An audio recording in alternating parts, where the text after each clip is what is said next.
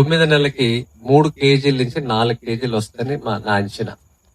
ఇది ఎవ్వరు ఇక్కడ పండించట్లేదు. జీవామృతంతో బాగా వస్తుంది. పాలేకర్ గారు కూడా ఆయనకున్న సమయం లేకపోవడం దీని మీద రీసెర్చ్ చేయలేదని అనుకుంటున్నా.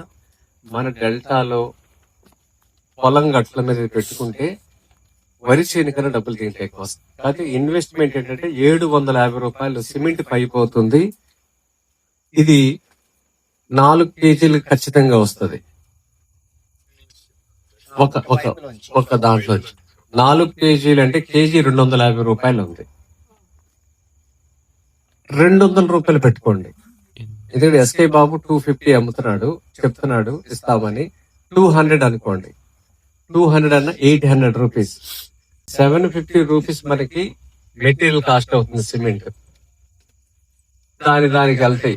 దీన్ని మరి బడ్జెట్ లో వేసుకుంటారా, రాబడులు వేసుకుంటారా అనేది మీకు వదిలేస్తున్నా. నెక్స్ట్ ఇయర్ నుంచి 20 ఇయర్స్ మీకు డబ్బులే డబ్బులు.